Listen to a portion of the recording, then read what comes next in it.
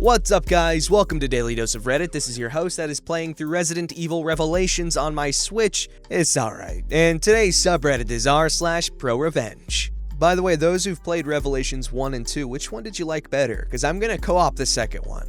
Alright, this story's called Steal My Design and Get All the Credits? Enjoy Getting Kicked Off.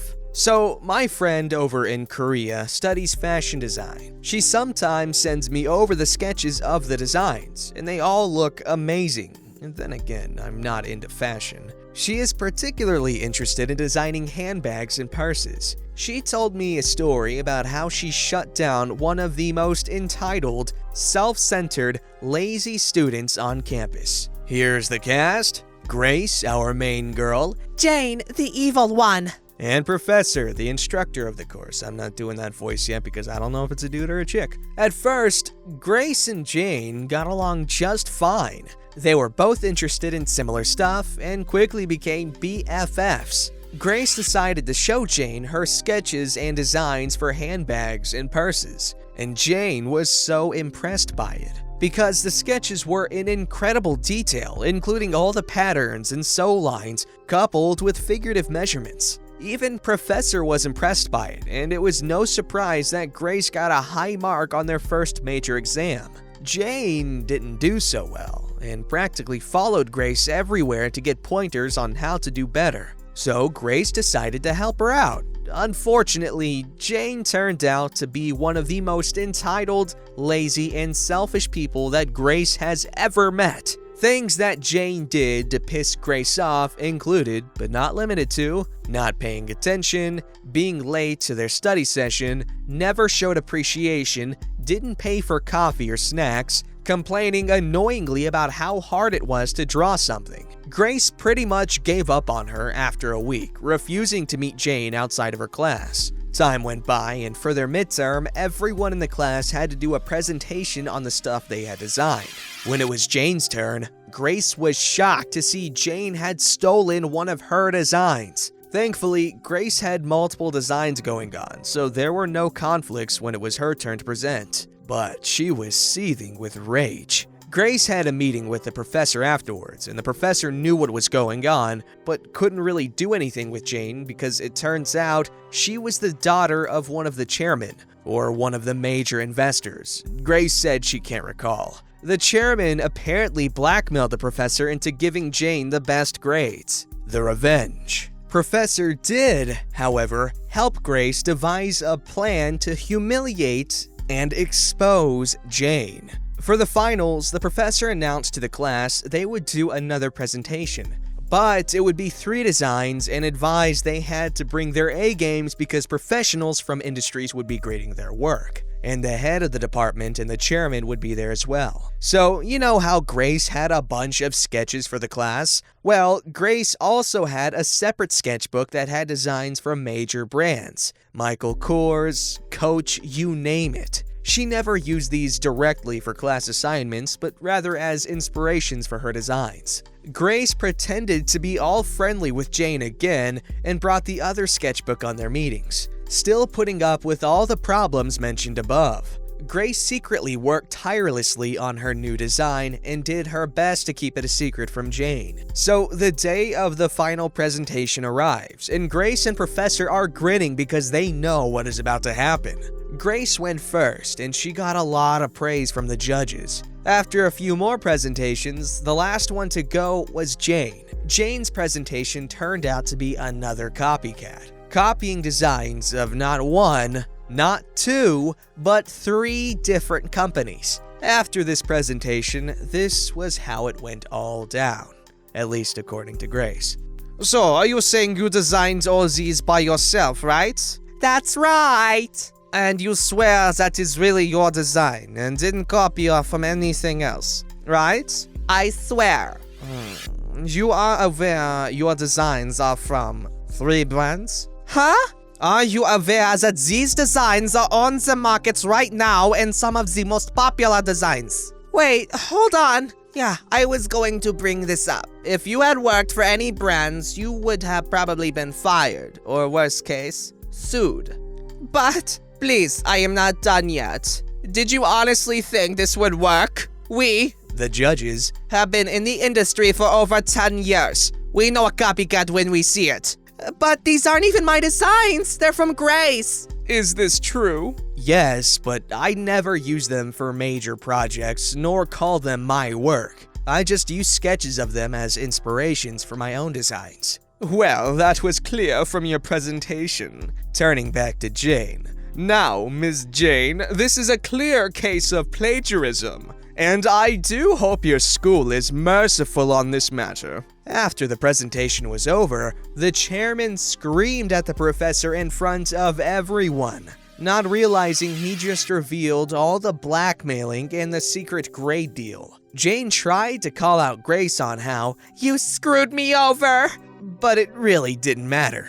No one listened to Jane's attempt at slander, and was kicked out of the school. Chairman pretty much lost all support and had to resign, and was replaced by a far more honorable and competent one. Edit. It's only been 3 hours and I already got a silver. Thanks, guys. For everyone that's saying this sounds like a fake or webtoon K-drama plot, let me tell you that crap like this happens all the time in Korea. But most of the time, victims tend to just swallow the losses and try not to make a big deal out of it because they don't want the infamy of all drama that it will release. If you think gossiping and fake rumors were bad in US colleges, wait until you see what happens in Korean colleges. Peeps who have gone to or been to college in Korea. Is that true? Is it really dramatic? Is it like Teen Wolf or Riverdale?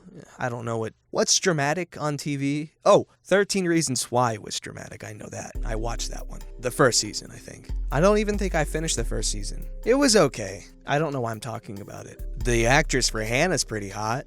Alright, this story's called Hangry Howards. So, I'd like to start this post off by saying that this is my first ever Reddit post. Not that I've been living under a rock, just never really got around to making an account. Figured this would be a perfect place to start. About a year ago, I was working part-time as a server and needed to look for some extra work as the busy season had slowed down and needed to make more consistent money. I wasn't looking incredibly seriously as me and my girlfriend lived in a condo owned by her parents and I had virtually no bills. One night, me and my girlfriend go to get dinner from a relatively well-known pizza chain near us. Inside, they had help wanted flyers, practically spilling onto the floor. As I had multiple years of food service under my belt, I figured it wouldn't be an awful choice for some extra part-time hours. I mentioned to the manager that I was interested and would drop off an application the next day as I was dressed to go pick up pizza, which means a dirty t-shirt with my dog's hair on it, sweatpants, and flip-flops.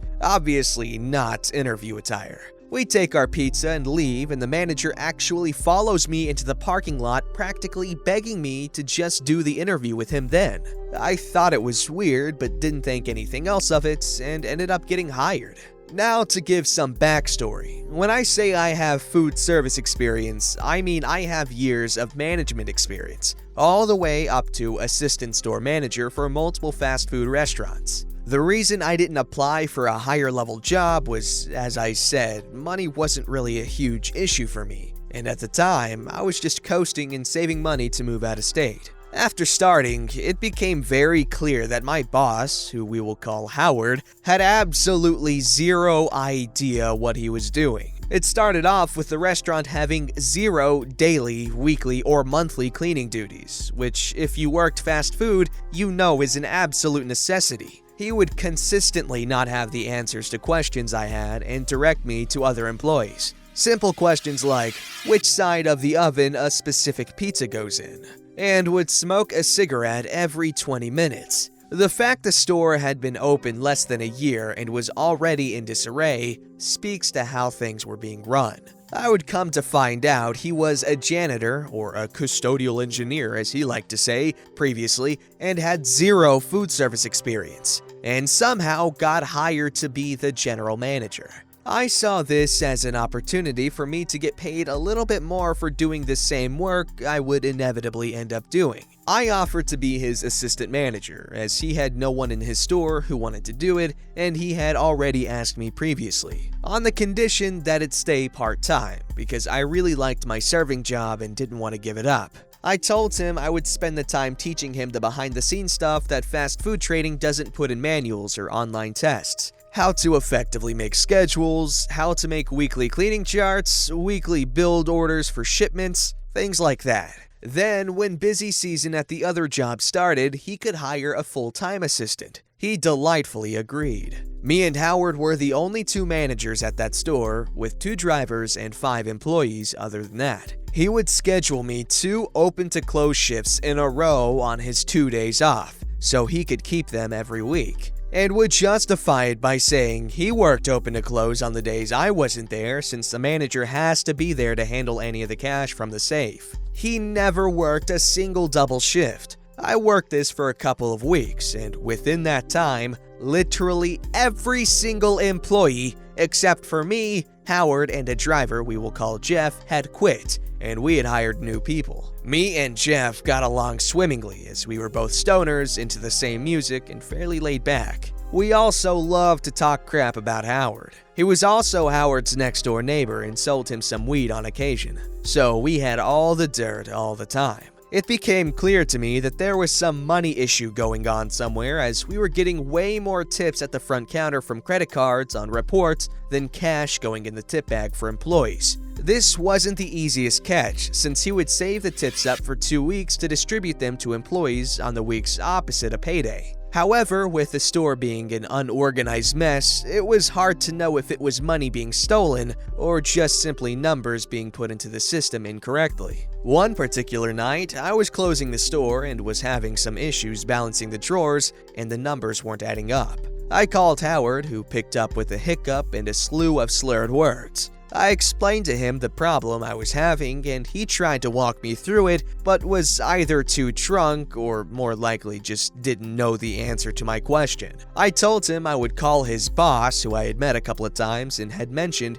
if I ever had questions to call him. Howard immediately freaked out and said, "Don't do that! They don't want anyone to know how to work the numbers on the POS!" Which is point of sale, not piece of sushi. "Otherwise they'll try and steal money!" Knowing that was an asinine response, I said that makes 0 sense. How am I supposed to fix the problem if I don't know how it works? Then he said the words that started the snowball that would come crashing down on his whole life. He told me, "Listen, you are asking too many questions about cash. It makes you look really suspicious, like you're the one stealing money." I told him, whatever, I would leave everything the way it was and he could fix it the next morning, or try at least. I had to be careful because in food service, if stealing money even comes into question, most places will just fire you since they can hire any zit-covered kid to replace you. Because of this and just my morals, really being called a thief is the one thing I do not stand for.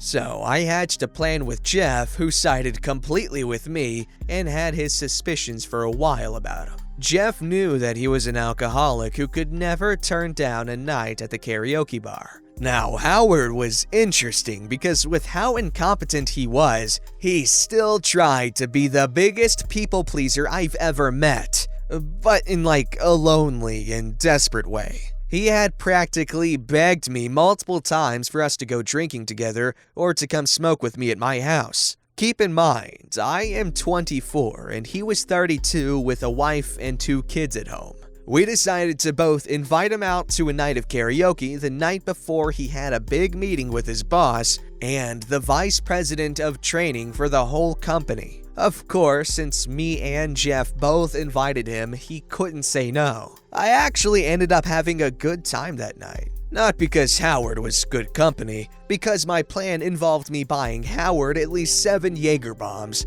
a double shot of Patron, and a lot of beer. And I had to drink a fair share to not look suspicious. What a burden, I know. My girlfriend, who was designated driving for us, dropped him off at home around 5:30 in the morning, after a rather long smoke session at my house, suggested by me of course. Needless to say, he did not show up to work the next day. He called and told his boss, who was already at the store, that his kid needed to go to the hospital the night before and that he was still in the ER. They called me at around 11 a.m. to come in and cover a shift. When I got there, I asked Howard's boss why he called out, and when he told me the reason, I said, "Really? Well, I stopped by that karaoke bar last night for a few hours and he was there. I wonder why he took him in and not his wife." And I showed him a picture of an obviously messed up Howard and myself. They ended up firing Howard within 30 minutes and had offered me his position as I had more experience than him anyways, and was already practically running the store and had completely taken over training new employees. I would have been perfectly content with him getting fired. I never imagined to have been offered his job. I was blown away. However, I still didn't accept the job as I didn't want the stress level the job came with. They say the best gifts keep giving. Well, so do the best revenge plots. Howard had his wife kick him out, ask for a divorce, and full custody of his kids. He went over to Jeff's house and sobbed and cried, cursing me for ruining his life just so I could take his job from him. I would have given anything to have been a fly on the wall to see the look on his face when Jeff told him that I didn't take it and quit the job shortly after. That's like stealing a guy's girl and then just being like, "Nah, she ugly," and then just kicking her to the curb. Anyways, good story, good revenge, like really good first post especially. But goodness gracious, you might have saved him from legal trouble too, because if they had investigated, the discrepancies between the numbers and stuff, he could have been arrested. Don't forget to like, subscribe, and hit that bell to never miss an episode.